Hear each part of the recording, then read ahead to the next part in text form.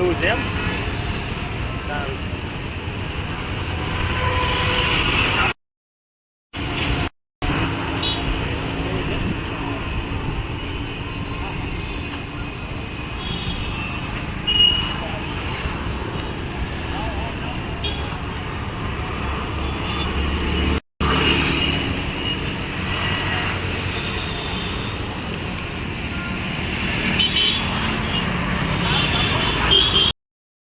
પ્રવક્તા ગુજરાત પ્રદેશ કોંગ્રેસ સમિતિ।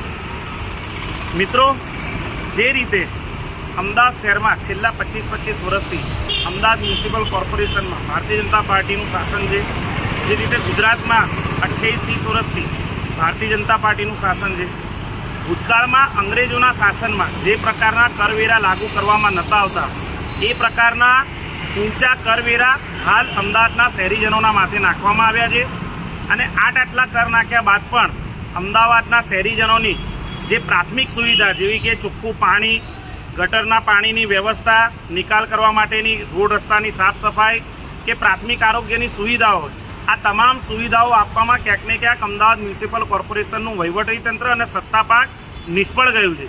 જે રીતે આ મોંઘા કરવેરા લેવામાં આવે છે અને એની સામે શહેરીજનોની સુવિધાના નામે માત્ર મીંડું છે।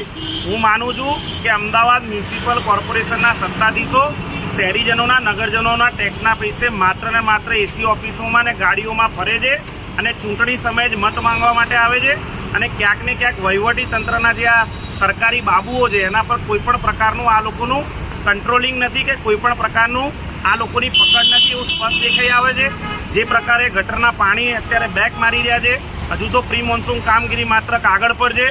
આ વખતે વહેલા વરસાદની આગાહી છે અને જે પ્રકારે શહેરમાં તૂટી ગયેલા રોડ રસ્તા, ડ્રેનેજના પાણીઓ રસ્તા પર દેખાઈ રહ્યા છે, સ્ટ્રોંગ વોટર લાઇન જે પ્રકારે ચોકઅપ છે, હું માનું છું આવનારા દિવસોમાં ઓચિંતા વરસાદમાં નગરજનો ક્યાંક વરસાદી પાણીમાં બીમારીઓમાં ના સપડાય અને રોગચાળો ના ફાટે અને તેમનું જે જીવન ધોરણ છે એને ક્યાંક નુકસાન ના થાય એના માટે અમે સતત ચિંતિત છીએ।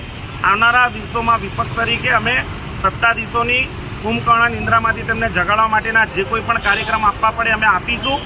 હું મીડિયાના માધ્યમથી કહેવા માંગુ છું આવા સત્તાધીશોને કે જાગો અને નગરજનોની સુવિધા માટે પ્રયાસ કરો। નમસ્કાર।